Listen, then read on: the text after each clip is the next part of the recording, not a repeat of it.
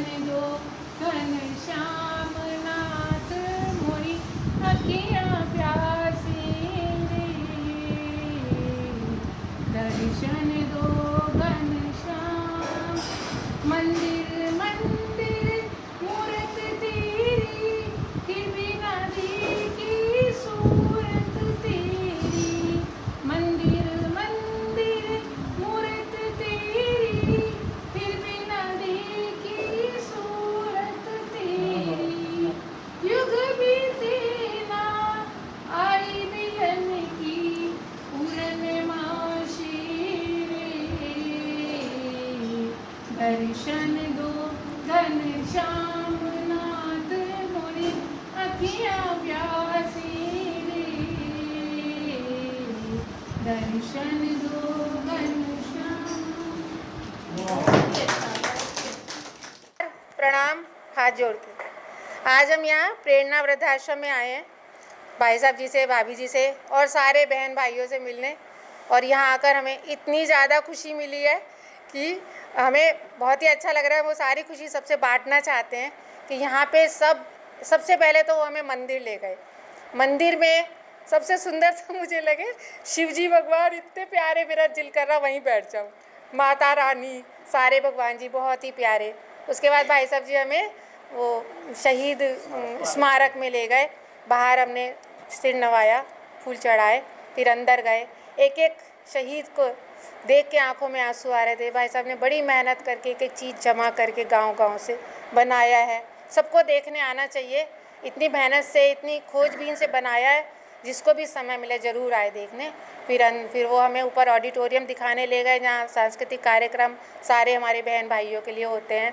और कोई भी आके उस हॉल में, ऑडिटोरियम में अपना कार्यक्रम कर सकता है। कोई भी भजन का, डांस का, नाटक का, कविता का, कोई भी भजन कर सकता है, वहाँ पे प्रयोग कर सकता है। कोई चार्जेस नहीं लेते भाई साहब, इतनी बड़ी बात है।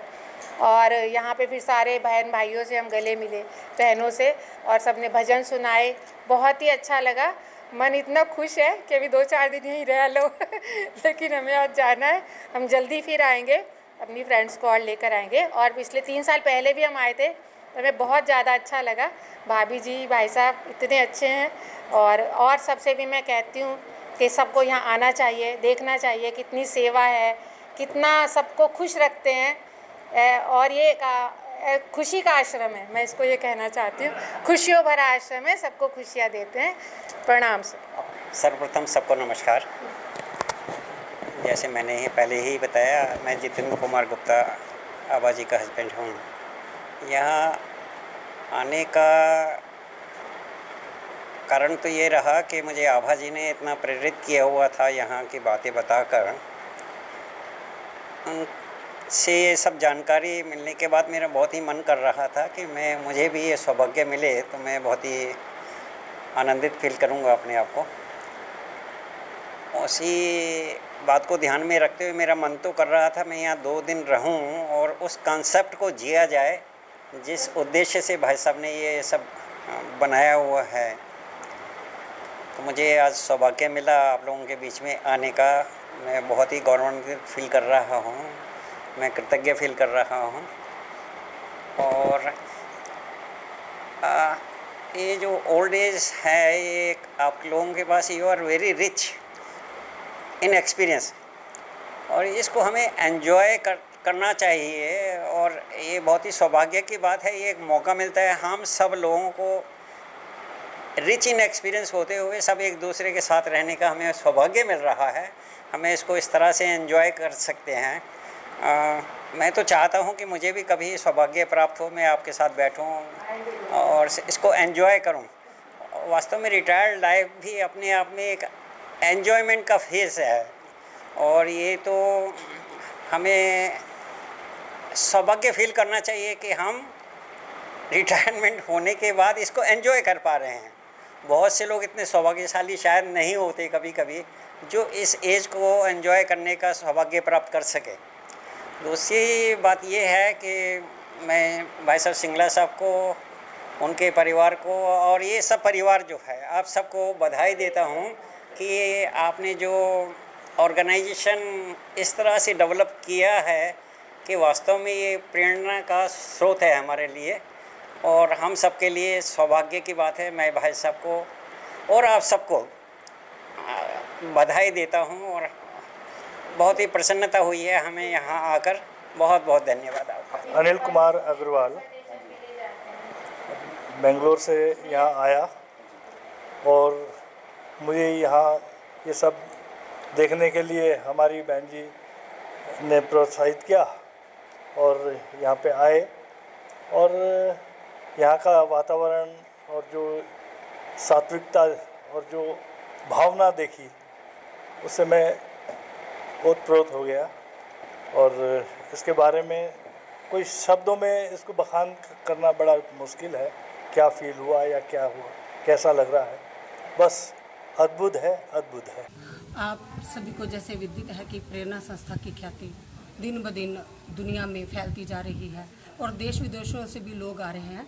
इसी श्रृंखला में एक दंपति जो पहले भी आके यहाँ रह चुके हैं और बुजुर्गों से मिल के गए हैं, उन्हें आश्रम ने इतना अपनी ओर आकर्षित किया है कि अब की बार वो अपनी बहन और बहनों को लेके यहाँ आए हैं। वो कुरुक्षेत्र भ्रमण भी उन्होंने किया है और अब ये बुजुर्गों के साथ बैठे उनसे बातचीत कर रहे हैं, गपशप कर रहे हैं। और मैं चाहती हूँ कि यहाँ पे लोग आएँ, देखें कि हम किस तरह की सेवाएं जो हैं बुजुर्गों को देते हैं।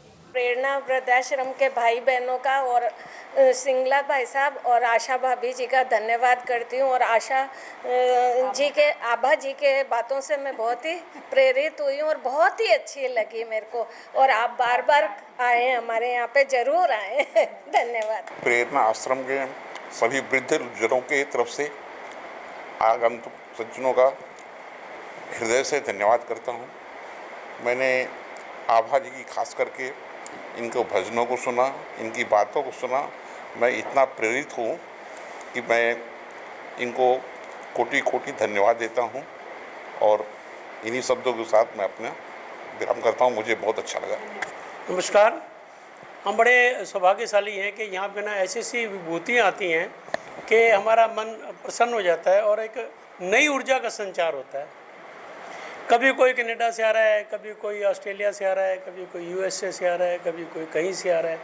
लेकिन कुछ ऐसे लोग हैं जो वो आते हैं ना, वो इतना कुछ हमें दे के जाते हैं, इतना कुछ रिच कर देते हैं हमें अपने तजर्बे से, अपनी बातों से, अपने सुझावों से, कि लगता है कि दुनिया में ना ऐसे लोगों के बगैर ये जैसे ना दुनिया खाली है। आज हमारी बहन आभा गुप्ता जी दूसरी बार आई हैं, साथ में उनके पतिदेव हैं जितेंद्र जी, और उनके छोटी सिस्टर उनके जीजा जी भी आए हैं। इतने बढ़िया लोग हैं। मैं जब भी इनसे मिलता हूँ ना, मेरे को कई दिन तक जैसे ना ऐसा लगता है नई ऊर्जा का संचार हो रहा है। वो गौओं की इतनी सेवा करते हैं, इतनी सेवा करते हैं कि कोई आदमी सुनेगा तो उसको विश्वास नहीं होगा। और जो इन पे जितनी भी कमाई है ना, वो उसको अपने लिए तो मामूली सी रख के ना वो सब दान कर देते हैं। प्रेरणा के साथ उनका जुड़ाव लगभग 4 साल पहले हुआ। वो हमें जानते भी नहीं थे, कभी मिले भी नहीं, कभी बात भी नहीं हुई, और उन्होंने वहाँ से ना पता नहीं कितना कुछ हमें दे दिया। मैं उसकी अगर बिंदियाँ गिनूँ तो कई बिंदियाँ हो जाएंगी। मैं शायद हिसाब में कमज़ोर हूँ, कोई बिंदी भूल ही जाऊँगा। लेकिन उन्होंने वो जब भी आते हैं ना हमें रिच कर देते हैं अपनी बातों से, अपने तजर्बे से, अपने जो उनके संस्कार हैं उनको प्रेषित करके। मैं उनका बहुत आभारी हूँ और उनके साथ जितने भी उनके रिश्तेदार हैं उनका भी आभारी हूँ। और उनसे प्रार्थना करूँगा कि वो इसी तरह आते रहें, हमारे बुजुर्गों का हौसला बढ़ाते रहे, हमारा हौसला बढ़ाते रहे, हमें नए नए सुझाव देते रहें। सचमुच आज हमारा दिल बहुत खुश है, इतना खुश है कि मैं आपको शब्दों में बता नहीं सकता। मैं पुनः सबसे प्रार्थना करूँगा कि वो परमात्मा उन जैसी शख्सियत सबको बनाए और वो हमारे साथ जुड़े। धन्यवाद। खादी, खादी एक विश्वास, खादी एक विचार, खादी एक संस्कृति, खादी खादी जो आजादी से पहले हमारे साथ थी और आज भी है। गांधी जी का सपना है खादी। प्रधानमंत्री मोदी जी के आत्मनिर्भर भारत का विशेष हिस्सा है खादी। तो आइए इसी सपने को साकार करने के लिए हम भी अपनाएं खादी, हमारी स्वदेशी खादी, हमारे देश में बनी हमारी अपनी खादी।